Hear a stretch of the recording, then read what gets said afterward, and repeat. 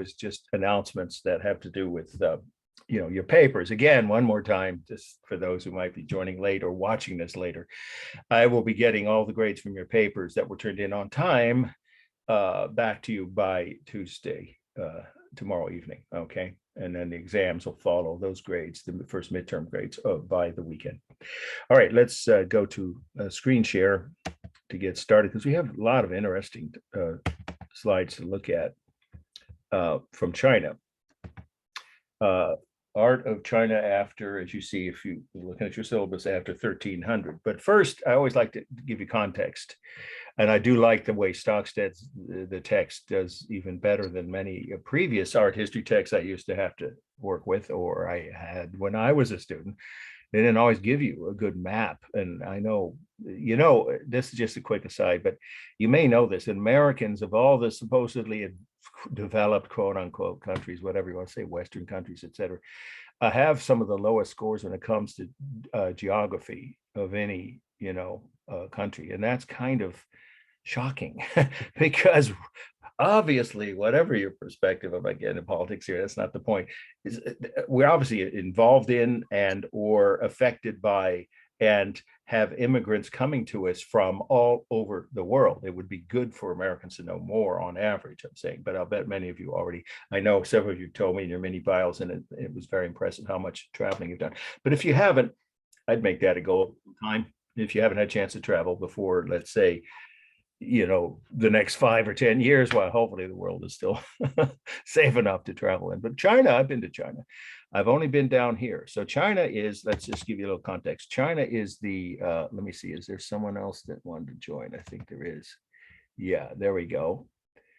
Welcome. Sorry, there we go. We're just starting to do the Chinese, let's hide the thumbnail thing there.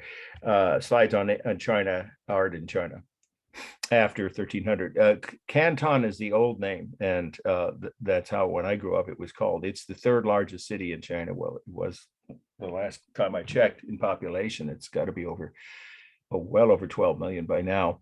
And it's just up the river, the Pearl River, from Hong Kong. And those are both fascinating cities. Now, of course, Hong Kong is part of China and basically totally under mainland Chinese communist government control, as you know, if you've been following the news. So there's some very relevant world events happening in this part of the world. But we're looking at of course, period of time from what in Europe was the Middle Ages, the late Middle Ages and the Renaissance, up until the 20th century, the works of art we're going to look at, just, some highlights.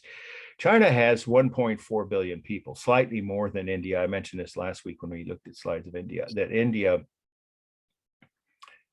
is going to surpass China soon, but no, probably in the next decade. But right now, China is the largest population. It is it's amazing, almost down to the last few thousand square miles, the same land area as the US, with 4 times as many people. So, of course, that's obvious, tells you that they're 4 times more crowded than we are. And their oldest cities are in the south. Beijing is, we're going to see Beijing, but Beijing is not one of the oldest cities in China, let alone in Asia. It's a relatively recent city. It's medieval. I know in America that seems ancient, but it isn't in world history.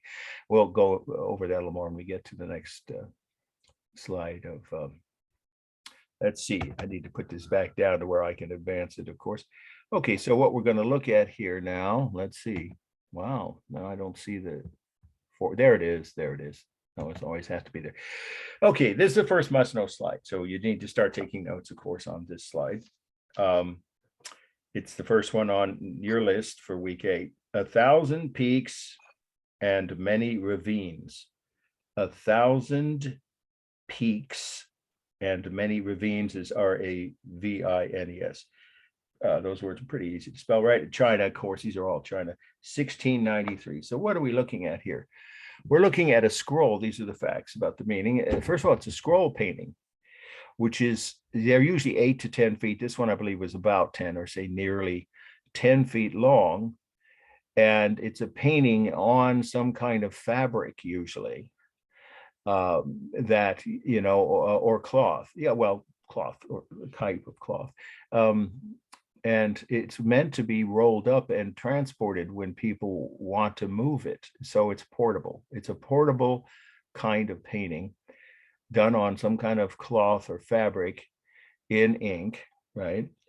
And they are long and narrow, and they're meant to hang on a wall. So a wall hanging or scroll painting, either term would describe, both are accurate to describe this type of painting. It's a particularly popular medium or type of painting in China and also in Japan, both. And we're going to talk about Japanese art on Wednesday. Okay, so this is a traditional scroll painting or wall painting of a typical scene in China of the landscape. That landscapes were the main topic for scroll paintings, the main subject of those paintings. And they always had certain elements in common, no matter who the artist was or what period, they always included these Chinese scroll paintings, this combination of elements. Sometimes no people were visible. In this one, I don't see any people. Trees, rocks, is all part of the meaning. These always had to be included. Pagodas, we're going to define these terms. You see from the list of terms in a few minutes. Pagodas, right? These kinds of temples. There's more than one. There's like 3 or 4. So again, it's about 5 types of objects, I meant to say, in a landscape. So we have the trees, the rocks, pagodas, and then in the distance always are the mountains and the streams or waters. And here, I believe the streams are pretty limited, but there is well, there's one there, yeah. So it doesn't have to be, a huge river, but some kind of water or streams is visible in the distance, along with the mountains. So those 5 elements, there we go, 5 elements or types of details in a scene depicting a landscape, classic traditional landscape, which would be, of course, what people would see when they traveled across China. China has a lot of mountains and rivers. Of course, it's a huge country. All right, then the other part of the meaning is who would have painted this, and what was the purpose? Well, this would be the scholar class. That's one way to describe it. They have a they're a very specific term, but I don't require you to know that term in Chinese or translated from Chinese. But scholars who were trained both as writers, poets and translators, people who could, after all, China's a huge country. It always has been, in multiple languages. So, of course, the scholar class was trained in more than one language, not just Mandarin, the mainstream language of China, but other languages spoken in the Chinese empire. And it was an empire, or was it? You see, there's a gray area. I mean, it was a huge kingdom that had absorbed many other smaller kingdoms. So I would call that an empire. And so this empire or large kingdom of China had a scholar class that was trained very rigorously. You must have noticed they had you think we have difficult exams at college? Nothing like this. We've got a problem with some. Hang on, I'm gonna have to mute. Hopefully this will take care of it. Okay, yeah, because we don't want the distractions. It's fine if you want to eat while you're not being overheard. Okay, all right, back to what this is. A part of the tradition of scholarship in China is very powerful. The scholar class was highly respected. They were not the ruling class, though. They worked for the ruling class. That's an important distinction. And so someone of, it could even been, like a wealthy merchant or someone in a government, official position could have commissioned this landscape from a scholar / artist. I would use that term, scholar / or hyphen artist, who was trained both in writing skills, you could say literary skills. They had to know the literature, the historical, books and history of China, and as well as several languages. And also they usually were expected to be skilled in writing themselves, poetry, music, maybe, song, lyrics, whatever. But also most of them, or just say many, it's hard to say most, but many of those same scholars, like the one that painted this, were multi-talented, and they also had to be skilled. There we go. Had to be skilled in painting landscapes for anyone who commissioned them. Now, it could just be someone who's not a ruler, even a local ruler who's just wealthy and hired them to do it. But more often than not, they were done for people who were in the government somewhere higher up enough that they could commission the scholars in their district to paint these landscapes. Now, there's one other thing about the meaning, but it overlaps into formal analysis. So I'll just go ahead and tell you the first term to know. Well, actually, I'm going to go ahead and tell you, I think I skipped over this. If I did, I apologize. The definition for minaret from last week, you see it's on the same page with the terms we're going to cover today. Minaret, let me give you that definition because it's very likely to come up on one of the two. Remember, there's two more tests. There's the second midterm and the final. So at least certainly by the final, it very likely will be a term you'd need to know. Minaret, you see it's down below Gapura. We covered that last week. A minaret, it's not a long definition. Here we go.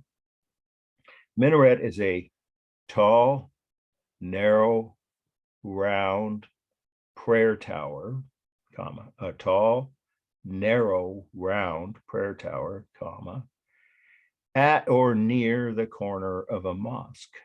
Again, at or near the corner of a mosque, period. I've seen hundreds of mosques in multiple countries all over the world. And you can see some here in the Bay Area, of course. And every one of them I've ever seen has a minaret, and they all fit that definition. Okay, that's from last week, but that is important not to overlook that. So back to the terms for Chinese art. This is an example. This is part of the meaning, and it'll segue, I hope you'll see what I'm saying here, into the formal analysis when we'll start with space techniques. Chinese, to the bottom of this same page, where minaret was, down at the bottom, Chinese three-tier perspective. Well, that definition isn't short, so I have to give it to you. I'll say it slowly and repeat it. Make sure you get that, because that definition is, yeah, again, high possibility of being on the true false section of the final. Okay, so what is that? It's a technique for depicting depth invented by Chinese painters, comma. It's just the first part. A technique for depicting depth invented by Chinese painters, comma, with three features. You could say which has three features. Number one, let's get up close. Objects in the foreground are shown sharper and larger. You'll see what I mean when we finish the definition. Number one, I'll repeat that. Objects in the foreground, like these rocks and trees, are shown sharper and larger. Objects in the middle ground, that's this whole area of the base of the mountains and the edge of the, the fields or meadows here. I'll say it again. Number two, the second feature is objects in the middle ground are shown hazier and smaller than those in the foreground. Of course, you don't have to write that part. That's obvious, right? The second, number two feature is objects in the middle ground are shown hazier. You see that there? This is like the mountain mist, right?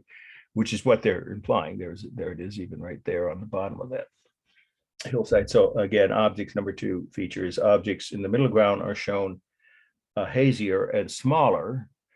And then number three feature, well, let's go up to that, is objects in the distance are shown sharper and smaller. So it's all those three things put together. It's a very complex but very realistic way of depicting depth, and it's totally different than scientific perspective. No vanishing point, no diagonal lines, nothing drawn onto the surface of this canvas. It could be canvas or whatever material it is, the fabric. They don't do that. They just use an freehand, I should say, freehand type of method where they make all the objects down the bottom third or so, roughly the foreground, we'll just say foreground, look sharp and large, because they're closer to the viewer. And then objects in the middle ground going to have this misty, hazy look. So they look, hazier because of that. It's almost always depicted as mountain mists, and fog. Then objects in the distance, meaning way at the background, are shown sharper again, because there's no mist over them, but this, smaller than any of the objects below. or closer to us. Okay, everybody got that definition? Yeah, once again, you're not going to have to regurgitate the definition, restate it, rewrite it. There'll be a true false question that would say, you know, maybe it'll say, what are the three features of, or two of the three features of Chinese three-tier perspective include A, B, C. And if one of them isn't correct, then it's false. Just like you saw on the midterm with the true false questions. Okay, let's do a formal analysis. Well, is there any other technique for space? Well, of course there is. All works of art, two-dimensional works, use overlapping. That's a given. And diminishing size. Well, you see, in a way, what this does is it kind of is like Western techniques of atmospheric perspective with the hazy look, right? That's part of what we know atmospheric perspective is in Western art, done a little differently here, and combined with diminishing size. So you have, here we go. In addition to Chinese three-tier perspective, you also have in all Chinese landscape painting, you have overlapping, foreshortening, and diminishing size. Don't have to write atmospheric perspective because it's included in the definition of Chinese three-tier perspective. I think that hopefully should be clear. Any questions before? So then we'll do the rest of the formal analysis and move on to a very different work of art. Okay, so this is a classic example. I'm not going to overwhelm you. There's like a half a dozen or more in Stockstead. I think one or two is there's another one. We'll see. Two is enough to get the idea across, but this one is very much of right on the mainstream or within the mainstream of Chinese three-tier perspective techniques. That, by the way, you don't have to know this, but they were invented around 1000 AD or CE, about 1,000 years ago. They've been using this technique now. Still landscape painters in China who do this, or from China who've moved to other countries who do this technique. Okay, so then we have the obvious rhythm, the mountain peaks, of course, the trees, the pagodas, right? We'll talk what a pagoda is. That's the definition for another slide. Lots of repeated shapes, the rocks in the foreground. The largest mass, well, that's up to you. Is it the whole foreground? If you count that as one mass, maybe it is. Everything below about this field here, where the middle ground begins. If that's, you see it as one mass, then that would be the largest. Otherwise, it could be the mountains. But again, if you break them down into individual mountains, you have to decide. So there's, it's up to each observer too, if this is on. I'm not saying it will be, but I probably won't cut it from the study list, by the way, for the final. But anyway, if it is, then it's up to you to decide what do you think the largest masses are. That's, not a clear cut element in this case as to which is the largest. It's up to each viewer, but we can definitely say it mixes thin line in the foreground with maybe a few tree trunks or bold line and lots of bold lines on the mountains in the distance where it gets clear again. You see that on the edges of these mountain peaks. So there's both bold and thin outline. There's good modeling everywhere on the rocks and trees in the foreground, and of course on the mountains and landscape in the middle and far or distant ground. And then we have, is it stable or dynamic? It's both. I mean, the tree trunks are mostly stable. The pagodas are pretty much stable, except for the rooftops, but the buildings themselves are stable. But almost everything else, all the mountain side cliffs or peaks and all the boulders are all dynamic. This is no color. Usually these are black and white. So what you see here is neutral, shades of black, white, and shades of gray. So there's no warm or cool colors, except on the writing up here, but you don't have to concern yourself with that. It's balanced, very carefully. The area covered by the mountains and the area covered by the foreground is very similar. They're very almost identical, very, very close anyway. So it's balanced left to right. I would say it is, but some people see because the mountain peak here appears perhaps to be, well, it is more to the left of the center line. You could say it's somewhat unbalanced and just the top part toward the left, but definitely balanced top to bottom because of the rough equal areas covered. Okay, textures, yes, realistic simulated textures, all done with, painted, of course, painted line on the mountains and on the trees and the rocks. Scale and proportion.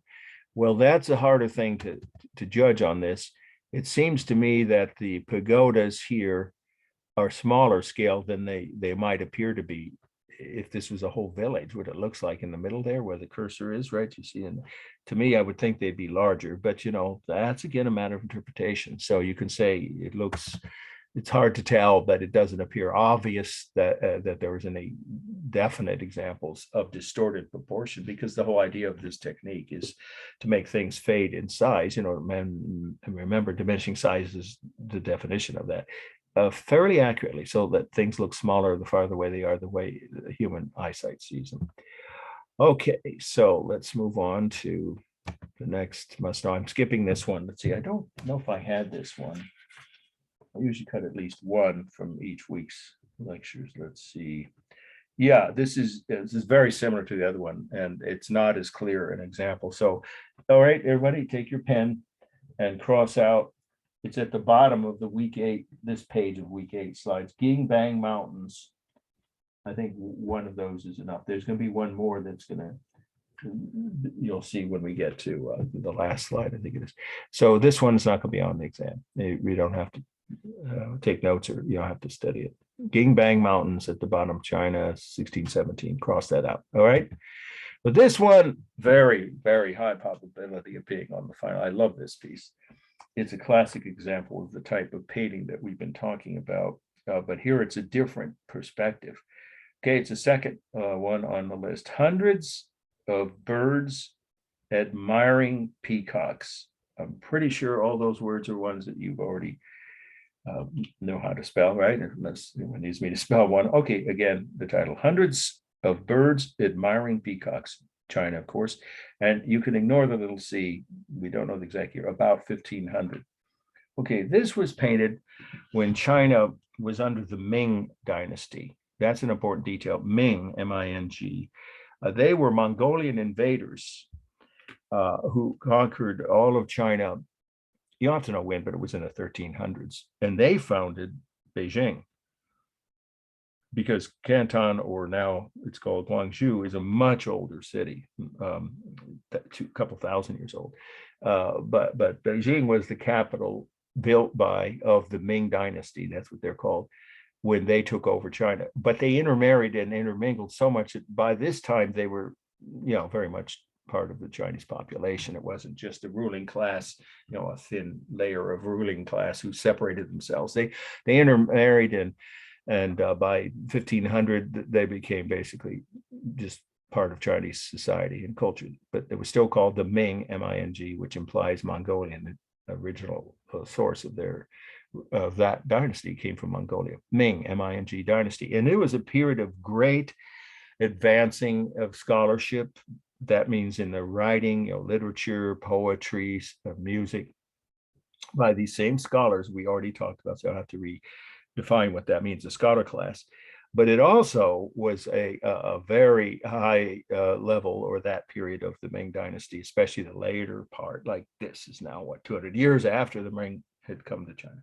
So by the late Ming dynasty, you see the highly developed painting skills. And this is what you can see by looking, if you look closely. This is a wonderful example of a garden, which is probably some actual real garden behind some ruling class or high, ranking, or very wealthy, perhaps, a member of whatever city it was in where it was painted.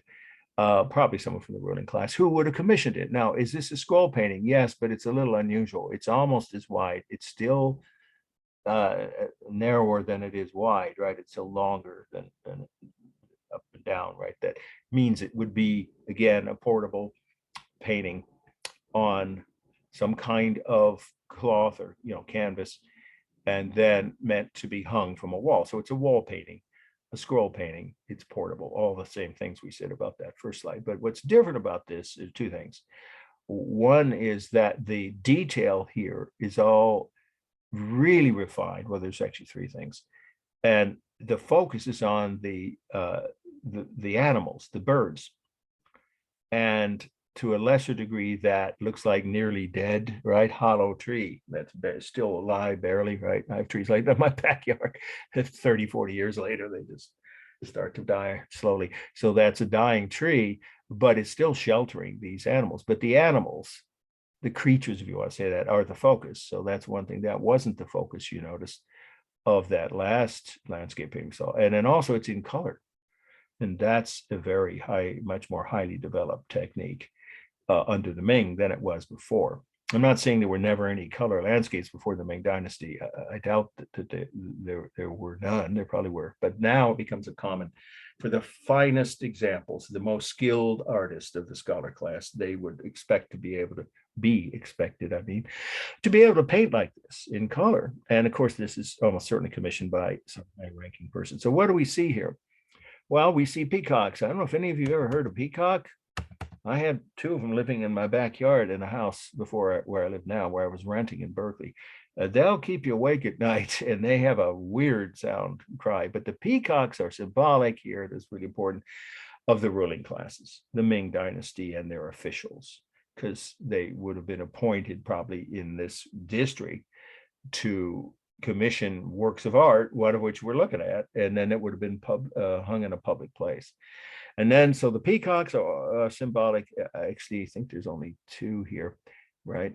Looks like that, of the ruling class. And the other birds are the citizens, the population. You could say the average people. Well, some would be, there would have been, of course, some wealthier ones, but the birds are just subjects, is the word, subjects of the ruling class of the Ming Dynasty. And they, of course, are supposed to look up to and admire the ruling class. That's what this whole symbolic political meaning is here.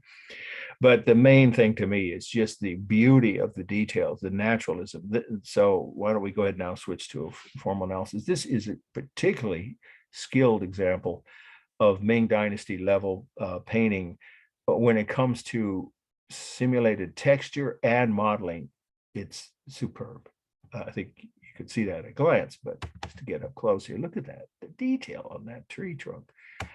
And then on the peacock's feathers. Again, if you've never seen a peacock up close, I can tell you that's a pretty accurate image of it. And then these other birds, I don't even know what the names of those type species are, but obviously they're not the peacocks, they are the other admiring citizens or subjects of the Ming's Dynasty. All of it is very sharp and realistic, similar texture and modeling. The rhythm is obvious with, the tree, the trunk itself has all these openings, and of course the branches, and there are still some leaves, right, from most of the branches, and the peacock feathers, of course, as well as the individual birds that are similar in shape, create very powerful rhythm. This one, I would agree, is unbalanced toward the right because of the empty space on the left. But top to bottom, it's definitely balanced, roughly balanced. And then the largest mass, it's probably the dying tree or tree trunk. Well, it's the whole tree, is that you can't see more than just the trunk. So you say the dying tree is meant to be, I guess, is kind of perhaps it's a metaphor. I don't know that. So you'll have to write that for some aspect of, the old system of China or something before the Mings. But in any case, it's the largest object if you break them all down. And then the peacocks, right, especially the one with its feather, if you want to get individual, is the second largest mass is the peacock with its feathers all visible. And then it's a close call, but I should say it's probably the second peacock, bigger than any of the birds. The lines here are mostly thin, except on the tree trunk. They're bold, but everywhere else the lines are thin outlines. Colors, of course, it's a mixture of warm red. These are roses, of course, yellow, pink, right, purple, beautiful colors, and then some pink blossoms on the part of the tree that's still blooming. And then the birds are a mixture, of course, some warm and cool colors on some birds. The peacocks, mostly cool greens and shades of green and blue. And then we have, let's see, for space, we have overlapping, diminishing size, and I would say there's foreshortening on the ground. I would say that, and even on this peacock's tail feathers. So there is foreshortening, but here there's no atmospheric type effect. There's no hazy look. This is not an example. In other words, if this is on the test, you wouldn't say this is an example of Chinese three-tier perspective. Not at all. It's not a large enough view for that technique to be needed. Okay, and then let's see, I think, oh yeah, for proportion, Well, I don't see anything abnormal or distorted here, because the peacock, the biggest peacock, is further away, and their bodies would be, having been up close to peacocks on more than one occasion, about like that in proportion to the objects around it if it was that far away, several feet from us. So I don't think there's any distortion or altered proportion or scale here. Okay, let's see. Let's move on to, let's see, did I forget anything? Technique. Let's see. Oh, stable and dynamic. It is mostly dynamic, isn't it? Really, I think all the birds are in motion, and the trunk of the tree and all the branches are dynamic. Okay, this one is interesting, and this is the next must know. Ming Dynasty flask. Just like it sounds, Ming, remember, is M-I-N-G. Dynasty, I think you all know that's a D-Y, right? D-Y-N-A-S. D-Y, Dynasty flask. 3 words, China, 1435. So this is an early Ming Dynasty hand-painted vase. What's interesting about it is the two sides are mirror images of each other. Or you could say reverse. To me, that's a better term. Mirror image always confused me. What does that mean? They're exactly the same or they're reverse? So let's just say they are reverse images. The two sides, or the two different views you can see on this. We're only looking at one, and we'll keep it simple because I just want to focus on what you see here, which is the most intensely detailed painting. It's painting, of course, on a ceramic surface, which then is fired, right? So a flask, everyone knows that's to contain liquids, carry or contain and pour liquids. Could be anything from, alcoholic drinks to, water or juices. So some kind of liquid would be carried or stored in this or poured from it. But this is as much, if not more, for decorative purposes. And again, some upper class or high-ranking member of the Ming Dynasty's society would have commissioned this piece. The dragon is a symbol, I think most of you know that, of China itself. I think everybody knows that. You don't even have to have been to the Chinese New Year parade in Chinatown to have noticed that. It was one of their earliest symbols of the power, strength, and majesty. That's the words I would use: power, strength, and majesty of the Chinese kingdom, of China itself, as well as, it has a dual meaning, of the ruling classes. So they associate themselves, of course, with the state, of course, they were the government, and they weren't a democracy. No, there weren't any in the world at that time. So they wanted to show their citizens with the works of art like this flask their power, strength, and majesty as the ruling class, as well as identify the population, or make the population think and identify with their whole culture, their whole kingdom, as itself being the most powerful and important kingdom, well, in the world, in their worldview. And so the dragon is symbolic of both the country and the ruling class of China at that point in time. And it had been for centuries before, and it still continues to be to some degree, even now under communist rule. Okay, but that is what's interesting about this. This dragon is done in relief, right? There are no details on the body of the dragon, even though it's very finely painted here, the bold outlines, but it's just the outline of the body. So what's behind it is supposed to be the ocean, or water, waves on the ocean. And of course, supposedly dragons could swim, right? At least that's what I've read.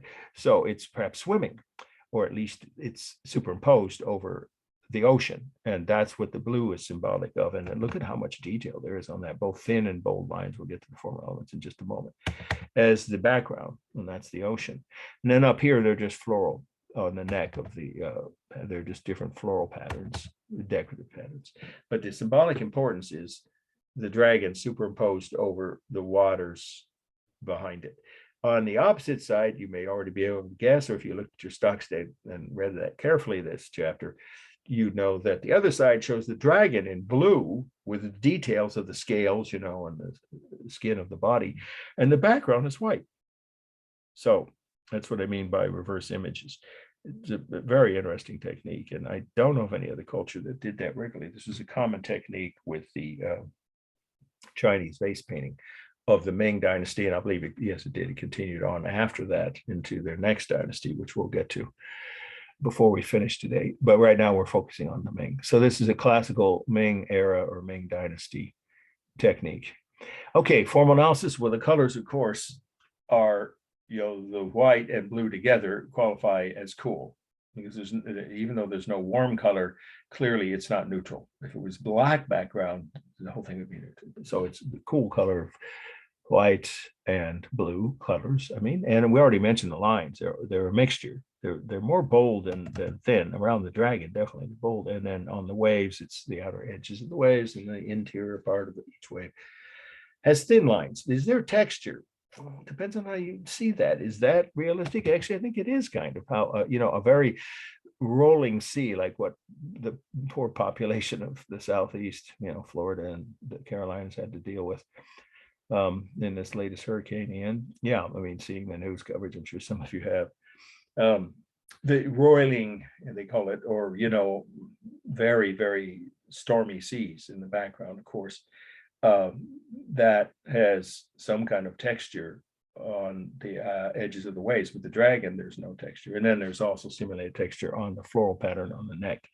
The largest mass, well, it depends. To me, at first glance, seems like it's a dragon because it's so dominant.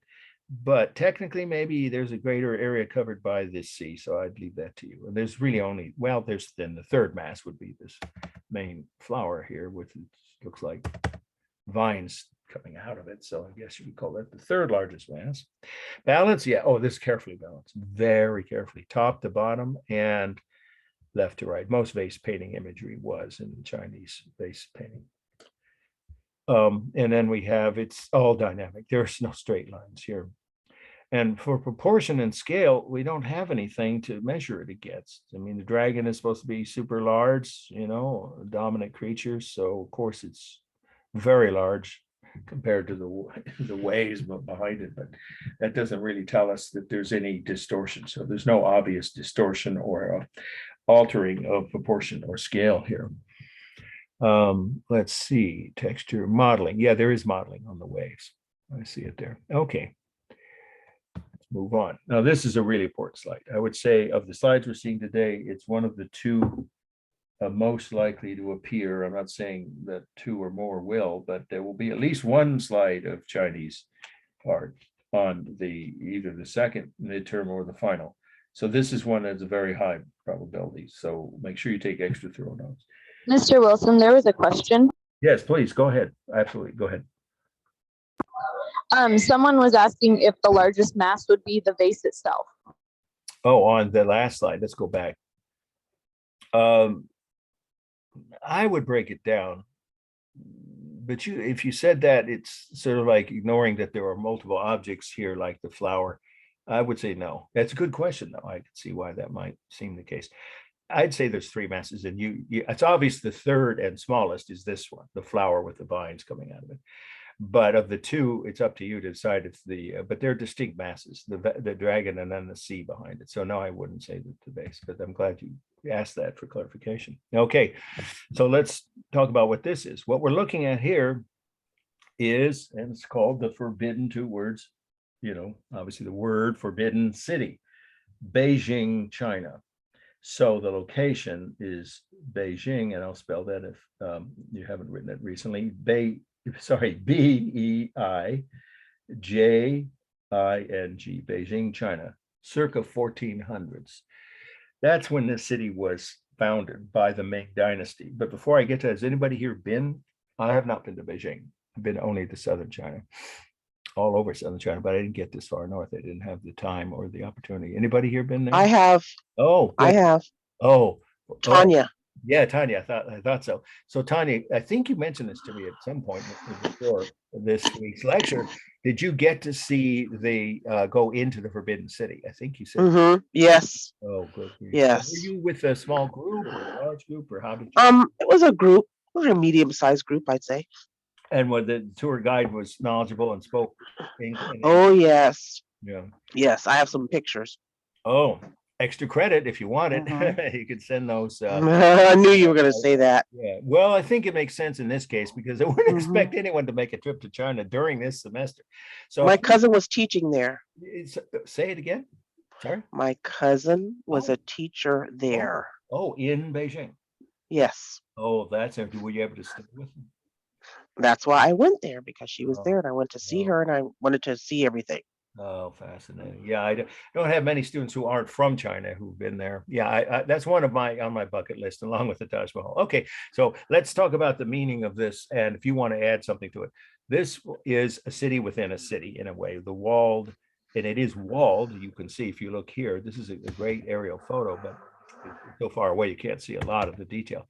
But what you have are several inner courtyards, the succession, you just say it that way, succession of inner courtyards that follow, from the gate, the main gate, and to get to the actual emperors. That's part of what I assume you saw on your tour, right?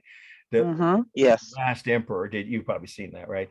If Mm-hmm. anyone else, extra credit, another option, watch it and write something about it, because it was filmed here. It's one of the few Western, it was the Italian director Bertolucci. It won the best foreign film Academy Award. It deserved it. It's a heartbreaking movie, but it's all very accurate and beautifully filmed and acted by people from, of course, China, and then one British actor, of course, Peter O'Toole, who plays the very kind, caring tutor of this last emperor, who's just a little kid when he loses his throne and has to go out into the big world.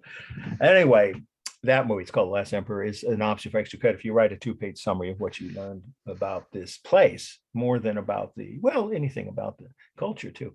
Okay, so what we're looking at was the city within a city that was the capital of the Ming Dynasty, and it remained the capital, and still is, of course, at this day, of China, modern China, as well as the next dynasty, the Qing dynasty, that came after the Ming. But the Mings founded it, and the emperor lived here, along with his entire staff of the various wives, and yes, they always had several wives, all their children, the servants, his relatives, in-laws, whatever. All of those people were living in this compound, along with various other, guards, security people, gardeners. Of course, you can see it needed a lot of upkeep.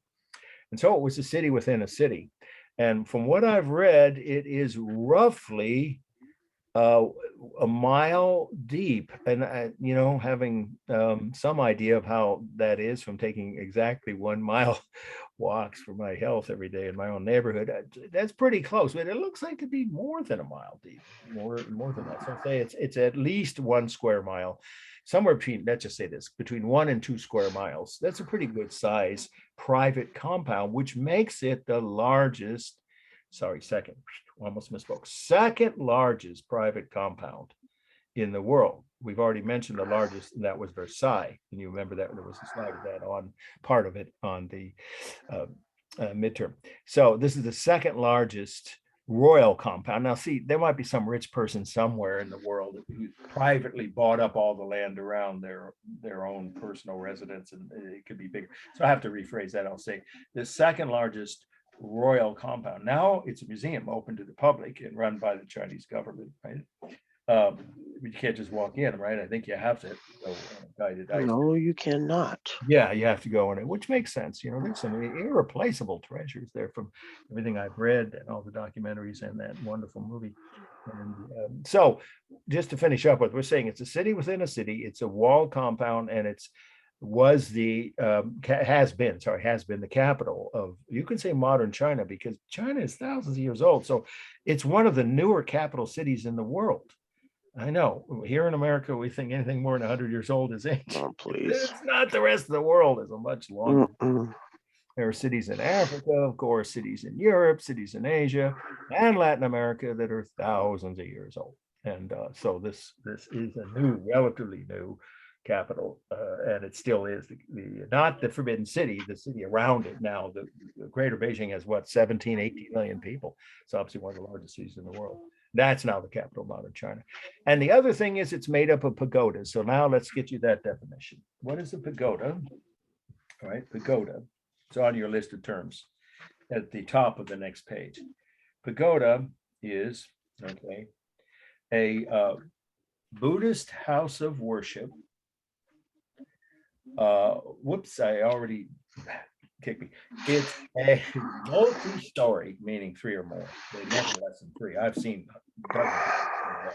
Buddhist temples. Okay, and if they're pagodas, here's the definition. Buddhist temple is a pagoda. Sorry.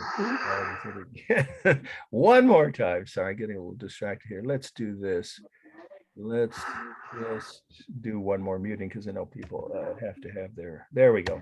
So we don't, or I don't lose my train of thought. Let's make sure the definition is clear and you get it exactly correct. A pagoda is a multi-tiered Buddhist house of worship, comma, you could say multi-level if you prefer. That's probably easier to remember, easier to spell. A multi-level Buddhist house of worship, comma, with wide overhanging eaves,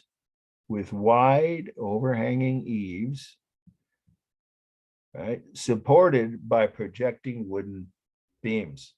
Every pagoda I've ever seen, and I've seen them in a dozen countries, including this one. I'll say it again. A pagoda is a multi-level Buddhist house of worship with wide overhanging eaves, supported by projecting wooden beams. So the building's almost always made out of wood. The true pagodas are made of wood. I'll give you here's another extra credit tip.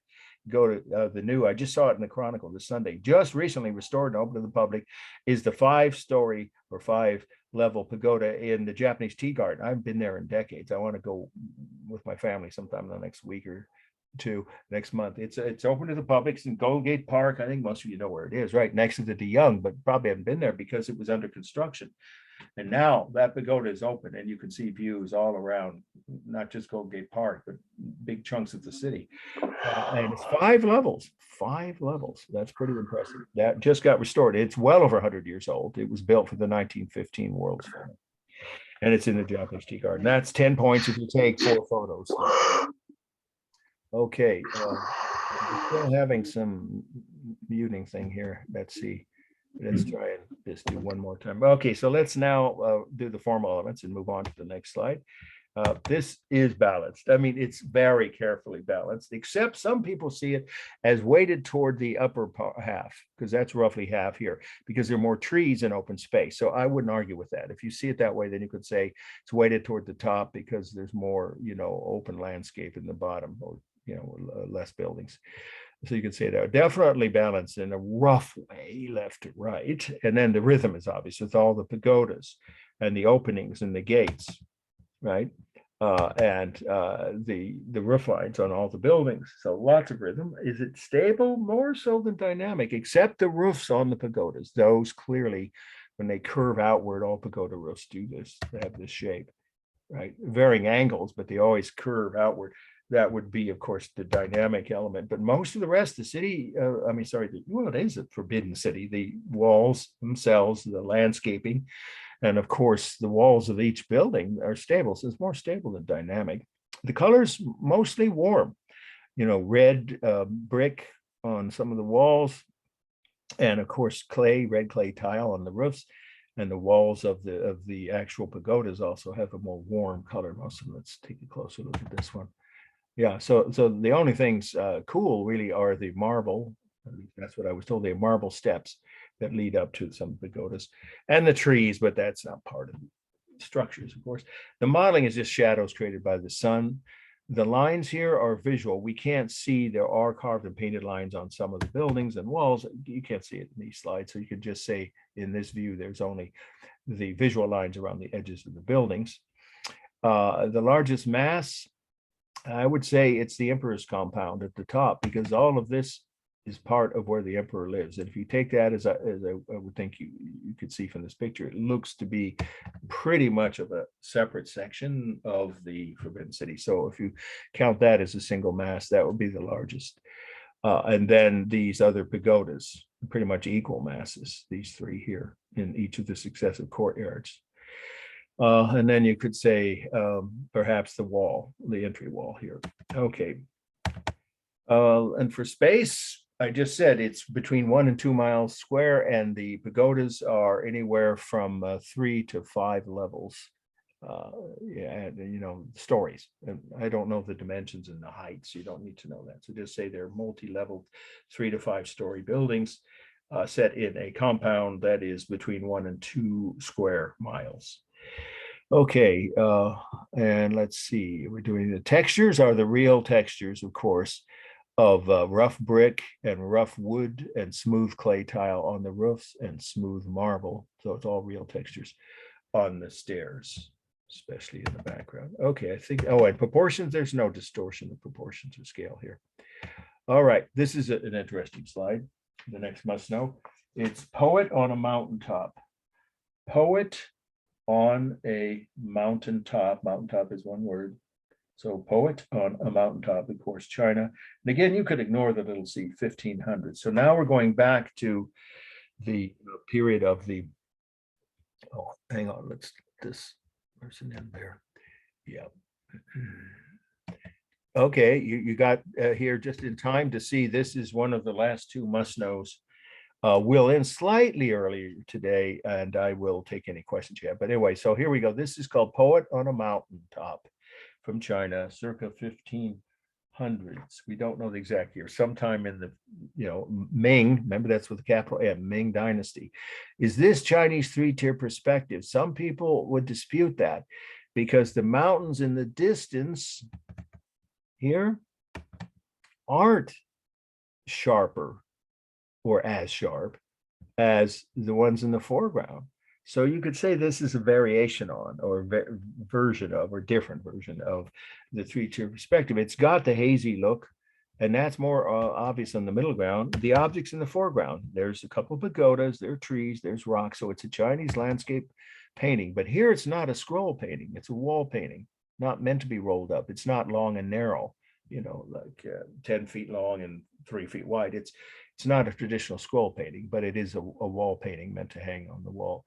This is the focus. The title tells us this is a scholar / artist who is skilled at poetry. And how do we know that? Because his poem is projected from his mind out into the universe, you could say, or into the sky. That's a poem. These characters in Mandarin, of course, are a poem that anyone who read Mandarin would be able to, of course, know what the poem says. And you don't have to know that because I've never seen the translation of it. But that's him thinking, creating, even composing, literally composing a new work of literature, in this case, a poem. Then he's projecting in this image his thoughts as he creates that poem into the sky or into the air. I love that concept. It's what poets do, right? Or anybody who's creative. Many of you have done for various types of creative activities, right? So the mountains in the background, though, so 2 of the 3 elements of Chinese 3-tier perspective are here. That's how I write it. And you see that on the misty, hazy look. Here it's also in the foreground, though, but it is in the middle ground. And most of the objects in the foreground, though, are not obscured. So that fits with the objects being larger in the foreground and sharper. But the mountains in the distance, I guess you could say both these, but certainly this one, are not sharp. They are hazy, although they are shown smaller. So it's a variation or version of Chinese 3-tier perspective with a difference. So that's pretty much the whole meaning. Remember what the scholar class artists were. We already covered that during the Ming Dynasty, they were an important part of the society and highly regarded, highly respected, and valued. And they would have been commissioned to do one of them. I mean, probably it's this poet, or maybe he had to do his own drawing of himself composing something, or it could have been another artist that depicted a more famous poet. Because at some point, of course, some people would be more known for their poetry than their painting, but they would have to be trained in both visual arts and literature or literary arts. Okay, let's do the formal analysis. The largest mass, I'd say it's the main cliff the poet's standing on, but some people think the edge of this mountain is almost as big, so you decide. But to me, that's the largest mass, and then it probably is this bottom of this one mountain, and then you decide, is the mountain a distance here where you just see the upper peak, or is it these pagodas? The lines are bold. Almost all the lines are bold. Everywhere I look, I see, certainly on all the mountain hubs and the pagodas. I don't really see many thin lines, unless maybe you could say, but even around the poet's body, I'd say they're definitely mostly bold lines. And then we have modeling. Yeah, there was good modeling, very sharp and realistic. Most Chinese landscape paintings did that, regardless of what techniques or what subject they were depicting. You see that on all the cliff faces, and to some degree on, but not on the poet, but he's so small they wouldn't have it added. Not really on the, maybe the roofs of the pagodas. Cement texture, the same thing. It's very sharp and realistic on the rocks, cliffs, a little less so on the pagodas and the trees, and not at all. There's not really any cement texture on the mountains in the distance. This is roughly balanced to me. If you know this peak here, or even the poem hanging in the sky and the top of the mountain in the distance, roughly almost the same height, right? Pretty close. And the mountain is in the middle, and it straddles the middle line, of course, which you can see here is the fold of this painting. So I'd say it's roughly, because then also the poet is almost at the same height as the trees over here. So I'd say it's roughly balanced left to right, but of course there's empty sky at the in the upper half, so unbalanced toward the bottom. I don't see any distortion again in most works of art. You're going to see it. Until we get to 20th century painting, you will, with Picasso, see some deliberately altered or distorted proportion and scale, but I don't see any of that here. It's cool. The colors are all black, white, and shades of gray. There's no warm colors. You know, this is his signature, probably, almost certainly his signature. So that's the only warm color in the whole piece. Of course, we already mentioned the rhythm, I think, right? The repeated shapes. I might not have put the cliffs, the mountains, and the pagodas and the trees, as well as the poem itself hanging in the sky there. Okay.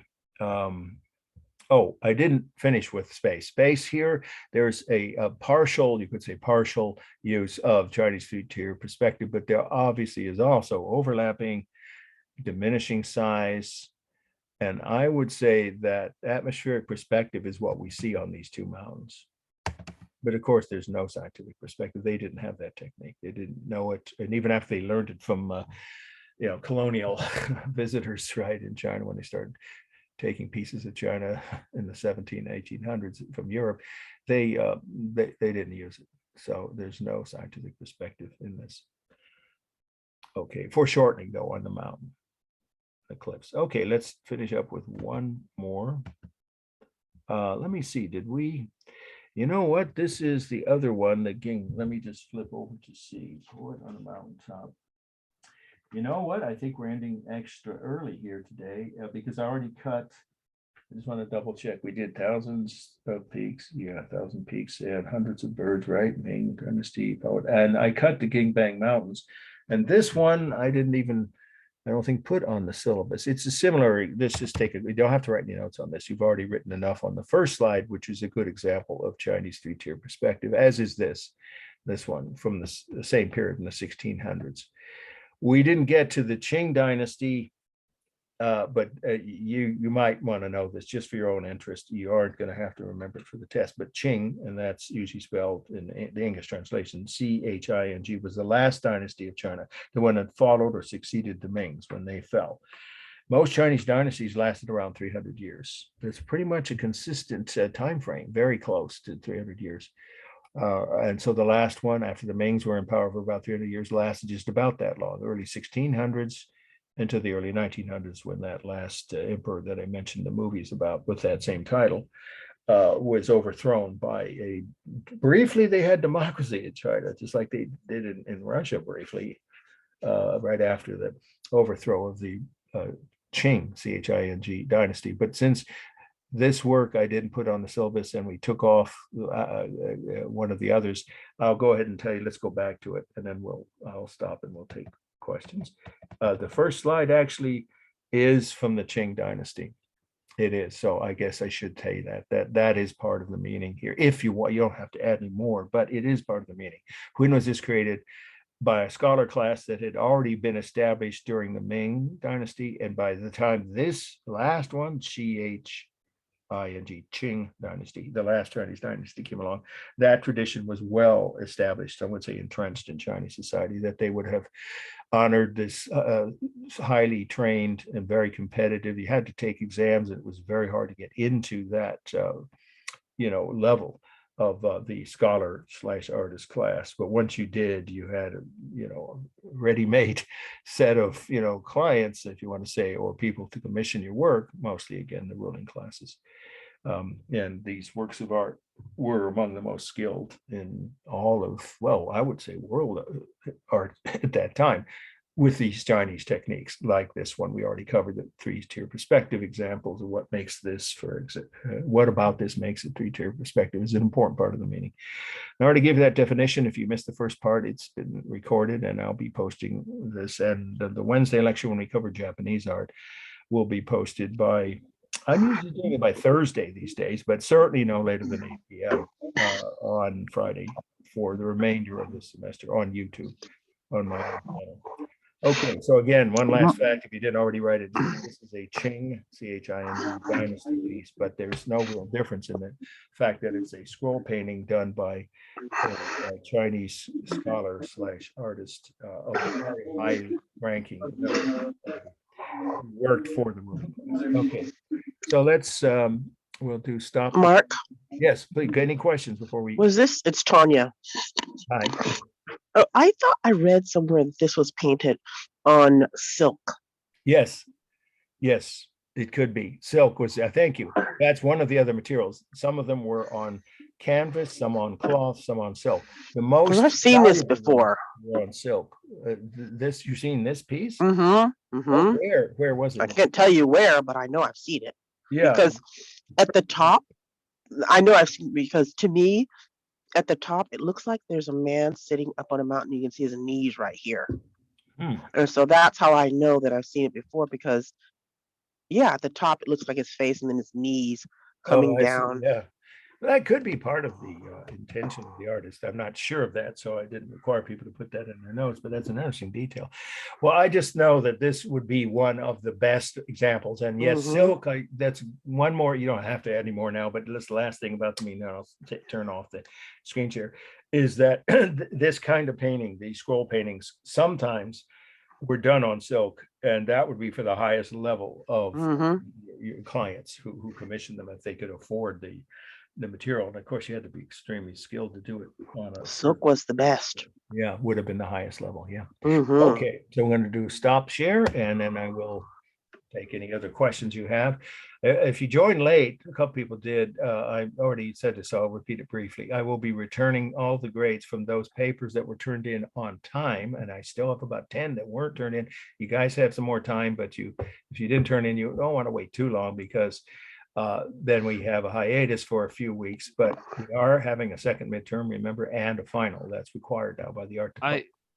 So you will get first year on by Wednesday. When I see you all on Wednesday in class, you will, if you turned your paper in already, have the grade for that sent to you, in your inbox. And then the same thing will happen with the midterm, which is now still being graded, of course, and those grades will be sent to everybody by the weekend. I'm not sure whether it'll be Saturday or Sunday, but yeah, probably no later than Sunday. So a week from today, you'll have your first 2 grades out of the 400 total points possible on 4 assignments. You'll have half.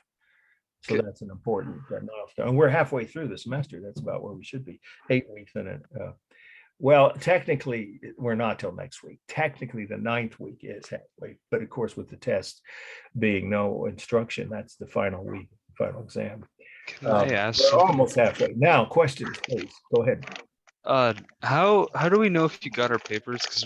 Because hearing that you didn't get that many papers makes us a little bit worried that maybe that if you didn't respond if you Okay, got our paper or not. good question.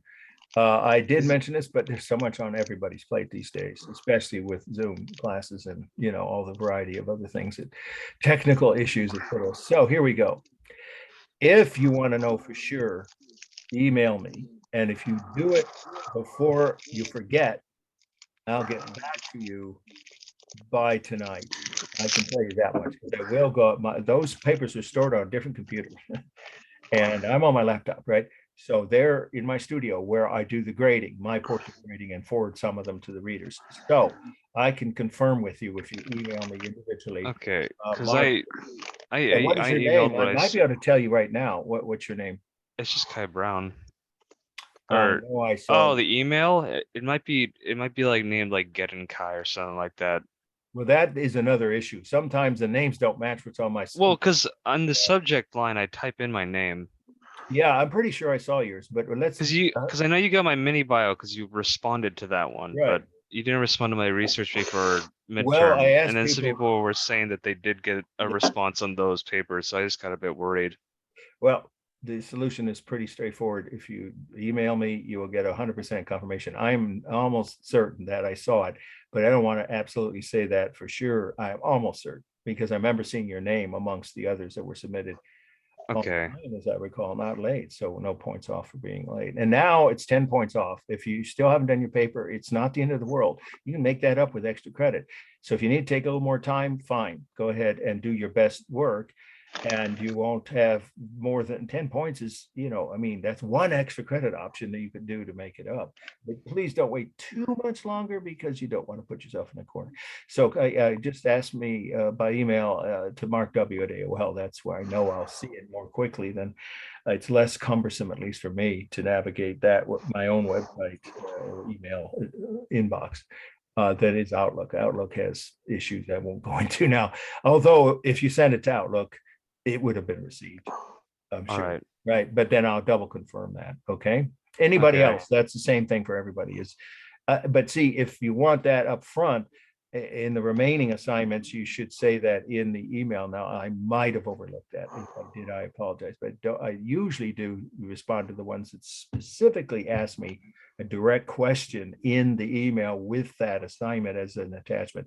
Please confirm you got this. I remember confirming for several people, but only a few people asked me that I recall directly. So hopefully that didn't slip through the cracks in your case, but I'm telling you now, you'll get confirmation by tonight. Okay. Yeah, I emailed you exactly what I said in the chat when I came in firstly. So Okay, I Yeah. didn't see the chat. It's not showing up on my Oh, screen, which is weird. okay. Yeah, I know. There's another thing. It's an anomaly. Some days I see half the chat, some I see all, sometimes I see none. Who knew?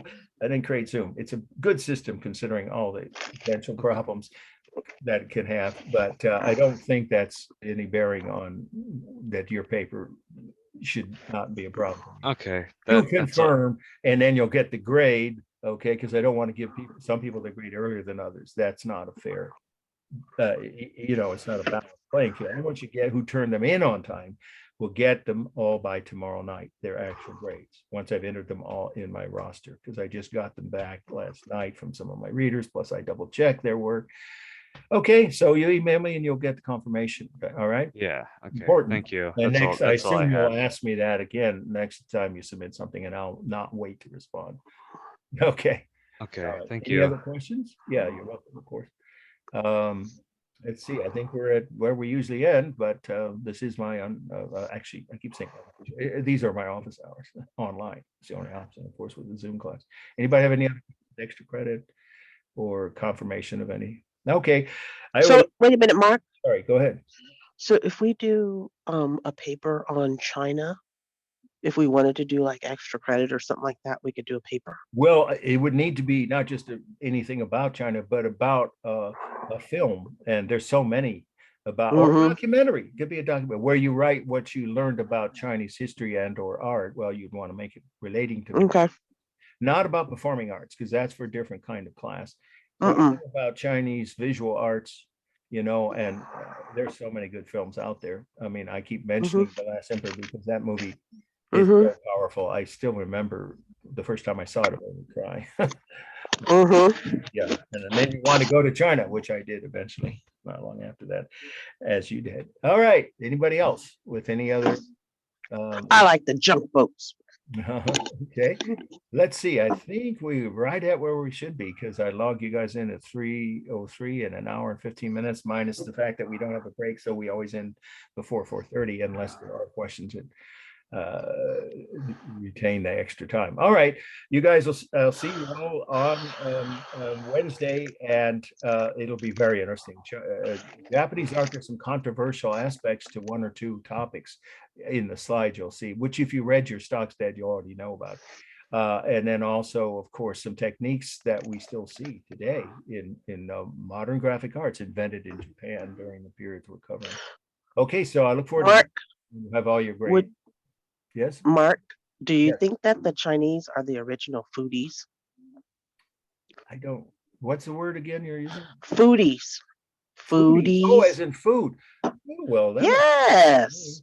The variety of things that they've come up with. I think that they're the Unofficially, original I don't think you can foodies. say there's an official definition, but yeah, I would agree with your overall. Because the cuisine. Yeah. Oh, I love that. Yeah. Oh. Yeah. They have so many varieties that I think, of course, now we do here because of the people coming from parts of the world like China.